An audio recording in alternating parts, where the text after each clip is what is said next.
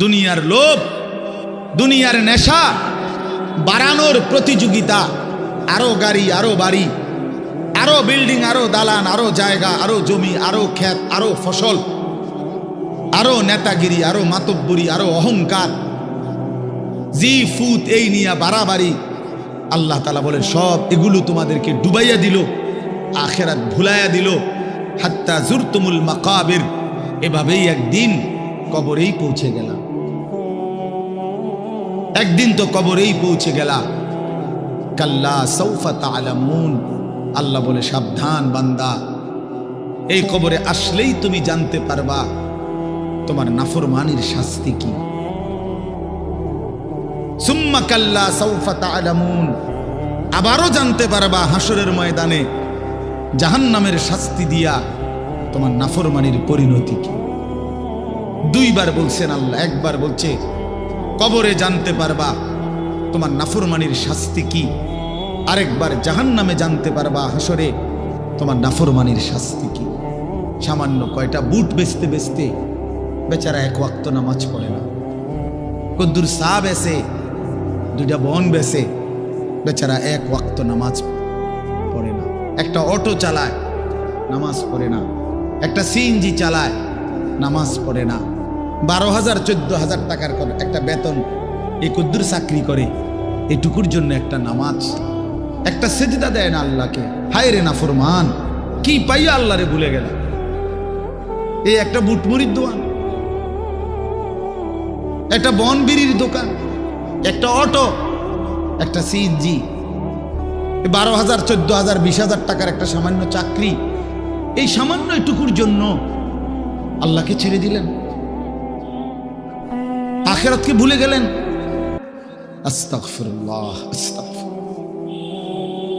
প্রিয় ভাই আমার, ছেলেরা আমার, তোমাদেরকে বলি ভাইয়া, 12,000 টাকার একটা বড় মোবাইল অথবা 18,000 টাকা 20,000 টাকার একটা মোবাইল পাইয়া আল্লাহকে এইভাবে ভুলে গেলা। নিজের চরিত্র, নিজের ইজ্জত, নিজের আত্মমর্যাদা, নিজের বংশের মর্যাদা, বাবা মায়ের সম্মান, ইসলামের সম্মান, আল্লাহর কথা, রসুলের কথা, কবর, মরণ, আখিরাত সব ভুলে গেলা ভাইয়া।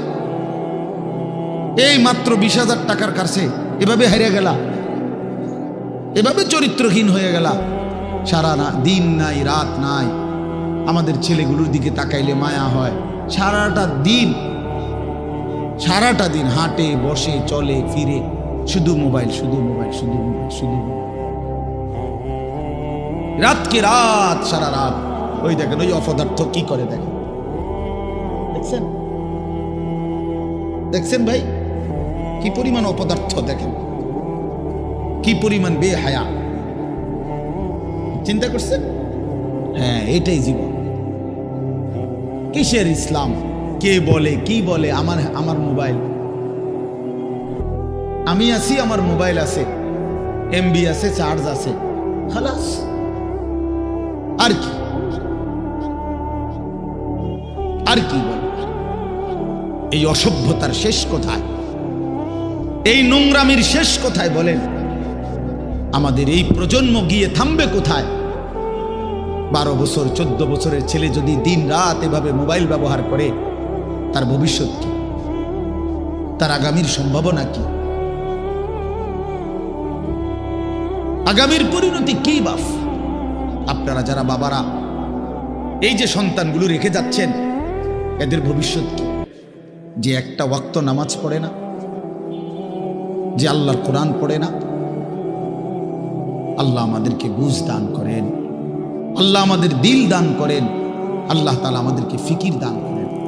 আমার ভাই, আমার বাবা, আমার তাইলে মূল বক্তব্য হলো, আমাদের জিন্দেগির একটা মূল বিষয়, আমরা মুসলমান হিসাবে আমাদের মৌলিক দায়িত্বই হলো দুইটা জিনিস।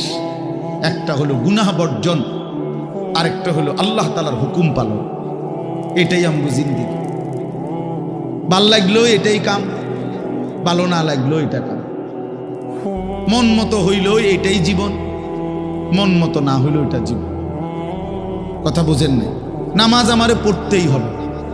এবার যত কষ্টই লাগুক, যত ক্লান্তি লাগুক, আমাকে পড়তেই হবে।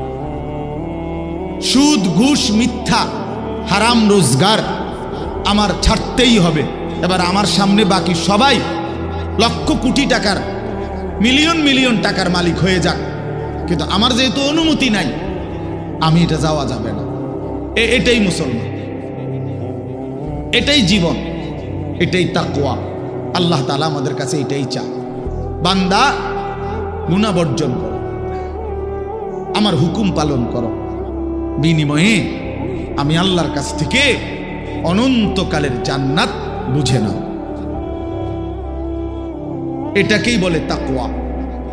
এই ব্যক্তিকেই বলে মুত্তাকি, যে নিজেকে গুনাহ থেকে বিরত রাখে, আল্লাহ তাআলার হুকুমের মধ্যে ব্যস্ত রাখে, আল্লাহর হুকুম পালনে ব্যস্ত, যত কষ্টই হোক।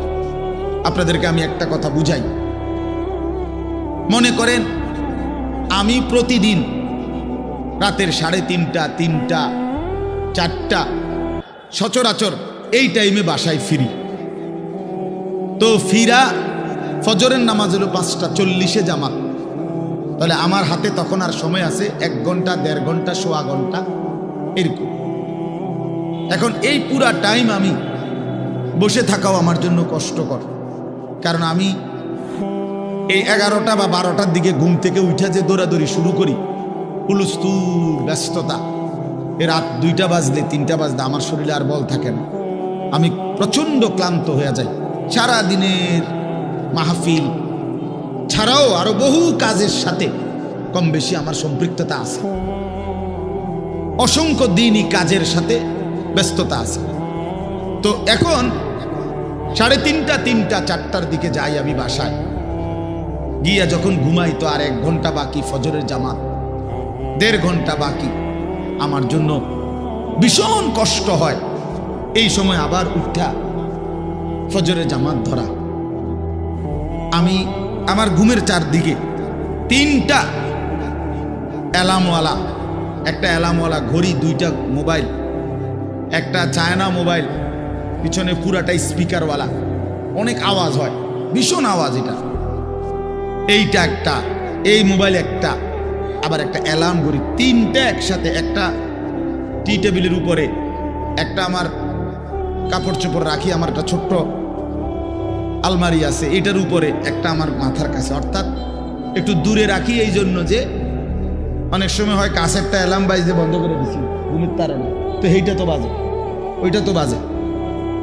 তার মানে 3টা একসাথে যখন বাজা শুরু করে, শেষ পর্যন্ত আমাকে উঠতেই হয়, কারণ প্রচন্ড ঘুম রাইখাও আমি তখন উঠা জামাতে শামিল হওয়ার চেষ্টা করি। কেন? আমি এটা বিশ্বাস করি, মরিবাসি আমারও তো নামাজ পড়তেই হবে। কথা বুঝছেন কিনা আমার? তাহলে এটা যদি কারো সিদ্ধান্ত হয়, ভাই আমাকে এটা পড়তেই হবে, আমাকে এটা করতেই হবে, আমার এটা লাগবেই, এই ছাড়া আমার কোনো উপায় নাই।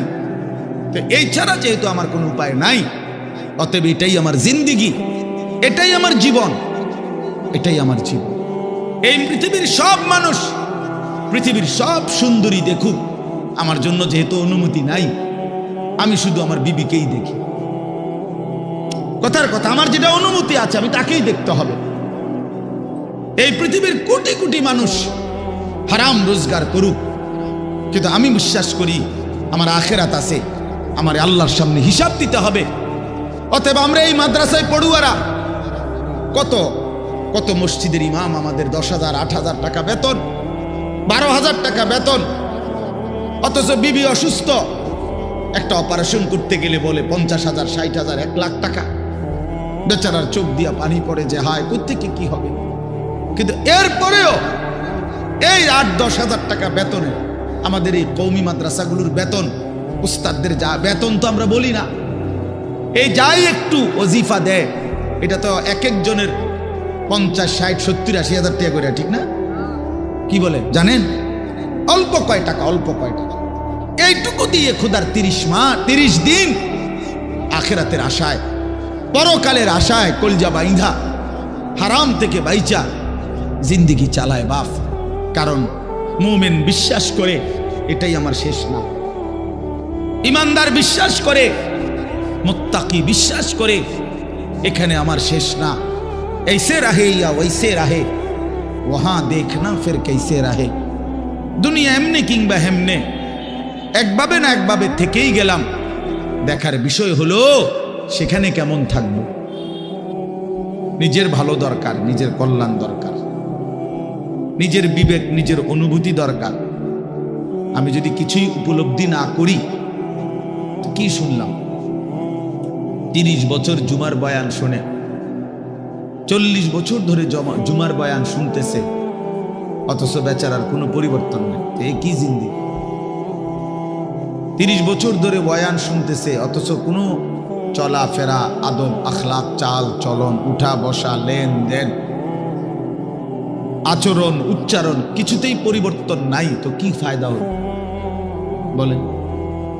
এই জন্য দয়া করে কোরআনুল কারীম আমাদের জিন্দেগি পরিবর্তনের জন্য, জীবন সাজিয়ে তুলবার জন্য, হুদাল্লিন নাস, এটা মানুষের হেদায়েত, হুদাল্লিল মুত্তাকিন, যারা আল্লাহকে ভয় করতে চায়, আখিরাত পেতে চায়, জাহান্নাম থেকে বাঁচতে চায়, আল্লাহর নাফরমানি ছাড়তে চায়, জান্নাত পেতে চায়, আল্লাহ পাকের গোলামি আর বন্দিগি করতে চায়, আল্লাহ বলেন তাদের জন্য সুস্পষ্ট পূর্ণাঙ্গ নিখুঁত হেদায়েত। এখান থেকে জান্নাত, একদম নিখুঁত লোকেশন। কোরআন লোকেশন একদম নিখুঁত। কোরআনুল কারীম আল্লাহ তাআলার জন্যই নাজিল করছে।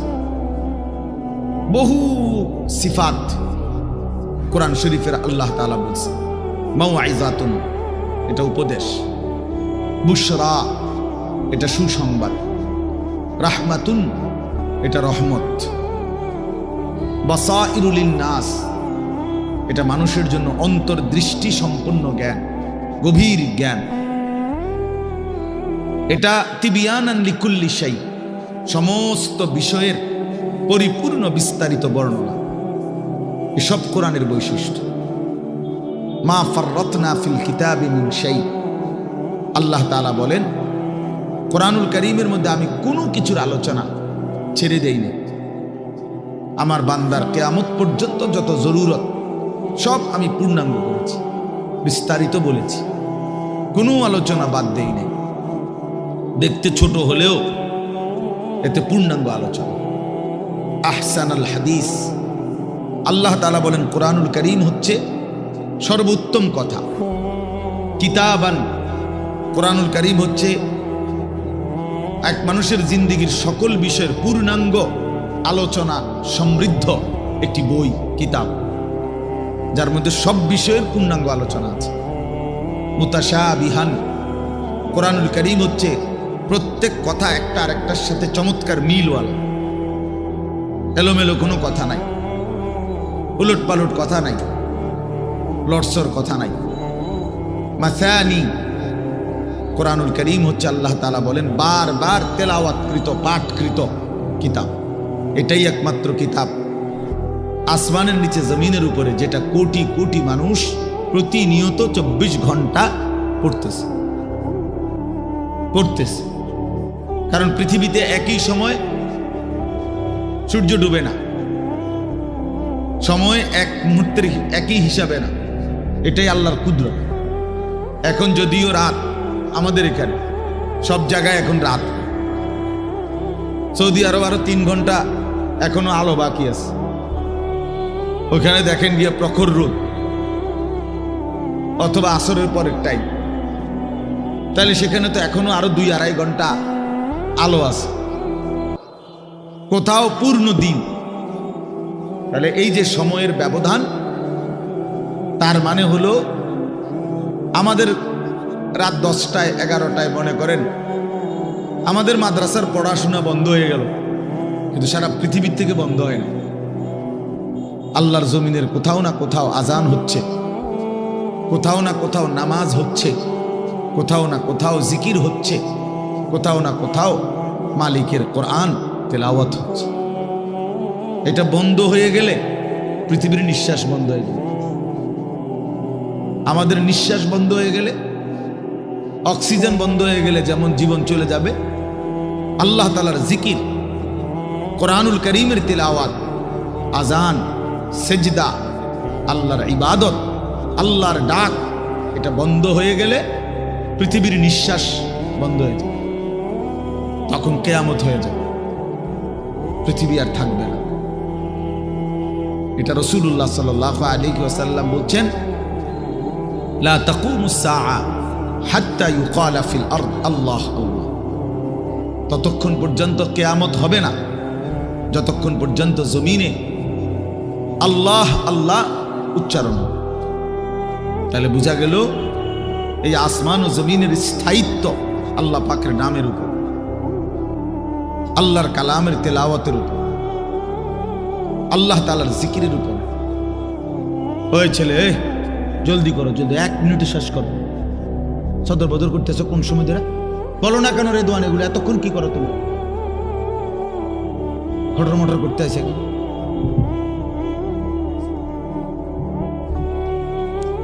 তো এই জন্য বাপ, আমরা প্রত্যেকেই এটা মনে রাখা যায়, কোরআনুল কারীম আমাদের জিন্দেগি পরিবর্তনের জন্য কতভাবে যে আপনার আল্লাহ তাআলা কোরআনুল কারীমের মধ্যে কোরআনুল কারীমের বৈশিষ্ট্য তুলে ধরছেন বহুভাবে। কোরআনবিহীন জিন্দেগি একটা ফালতু জিন্দেগি। কোরআন তেলাওয়াত করতে পারে না, একেবারে দেখে দেখেও আল্লাহর কোরআন পড়তে পারে না, এটা ফালতু মুসলমান, একদম ফালতু লোক, এটা বাজে মানুষ, এটা আকামলা লোক, এটা বাদ কতটি খায় আর ঘুম যায়। আসছে দুনিয়া সিত্তিয়া ঘুম যায়, তুমি চিনছে বাতের থালা, ফাঙ্গাস আর তেলাপিয়া, বুঝেন নাই? এটাই চিনছে, দুনিয়া চিনছে। ভাত, মাছ, বিল্ডিং, ঘর, দালান, পেশাব পায়খানা, যৌন চাহিদা পূরণ, জিফুত লইয়া কাবজাব, এইটাই মনে করছে সে জীবন। অথচ এইটা কাফের মুশরিকদেরও জীবন, এটা জন্তু জানোয়ারেরও জীবন। সমস্ত বেঈমানও এই খাদ্য পানীয়, আহার নিদ্রা, কামাই রোজগারি, যৌন চাহিদা পূরণ, পেশাব পায়খানা, ঘুম ইত্যাদি নিয়েই ব্যস্ত। জন্তু জানোয়ারও এগুলো পূরণ নিয়ে ব্যস্ত। তা আমি যে মুসলমান, আমার আলাদা বিশেষত্ব কি? আমার আলাদা গুণাগুণ কি? বাতখানার নাম নিয়ে মুসলমান বলেন, ঘুম যাওয়ার নাম নিয়ে মুসলমান। তো তাই বিল্ডিং করছেন আপনি, আমি একটা বিরাট মুসলমান, হুজুর আল্লাহর রহমতে 6 তলা বিল্ডিং করছি। আপনি 6 তলা বিল্ডিং করছেন? এই 4 তলা, 6 তলা, 10 তলা এই সমস্ত বিল্ডিং আমাদের বাংলাদেশে যেগুলো, ইউরোপ আমেরিকা এগুলা তো গণা তো ধরেন, তো গরু গরু মনে করেন, এগুলোর তো তারা গরু গরু মনে করেন।